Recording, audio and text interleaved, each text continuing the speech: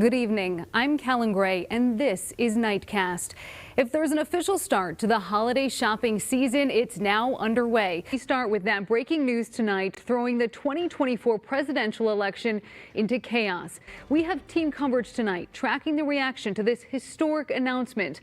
Our Brittany Ehrman and Renee Cooper have reaction from top Minnesota leaders and Minnesota voters. But we start with our Tom Hauser covering the impact of the president's decision. Tom. Thank you, Tom. A lot of developments here. Minnesota's other top leaders are also responding to this breaking campaign news tonight. Our Brittany Ehrman is here with other members of Minnesota's congressional delegation, how they're reacting. Brittany. We begin tonight with breaking news. Good evening. I'm Callan Gray. Flames erupted in Brooklyn Park this afternoon when a small plane crashed into a house. This was on Kyle Avenue North near Noble Parkway. Officials telling us late this afternoon no one on the plane survived. Miraculously, those in the house made it out okay. A new state law in Florida targeting undocumented immigrants could affect people using a Minnesota driver's license later this year. And as our Richard Reeve explains, this could happen just as many Minnesotans get ready to travel there for the winter. Well, if you went outside, whether it was to skate like that family or go for a walk, I mean, it felt pretty good. Yeah, today it did. Traffic appearing to move a little bit more quickly, although still not a lot of cars there on the road. But take a look at our live drive. This is in Hugo.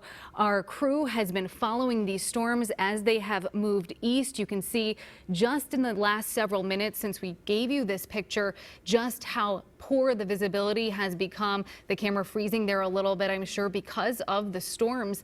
Later on, it wasn't towards the end of his speech that he addressed the pandemic, trying to send a message of unity. He touted the declining case numbers, but also told Americans still to be on guard. Again, this coming in the second half of his speech. Were you surprised that the pandemic was brought up so late?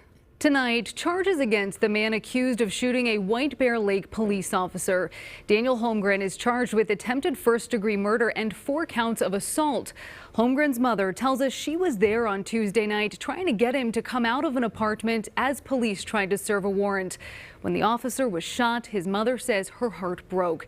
At last check, the injured White Bear Lake police officer was recovering after surgery. A Burnsville family is mourning the loss of a 15-year-old girl right now. Her life was cut short in a car crash. It happened just after midnight Wednesday on East Burnsville Parkway near Portland Avenue.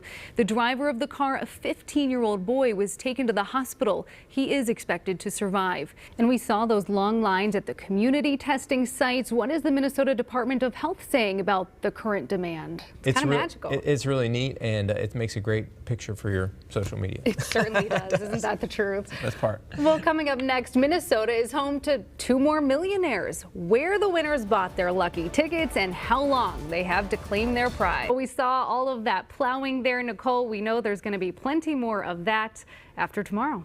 The ice palaces are returning to Stillwater, this time as a maze. You can twist your way through the more than a half mile of passages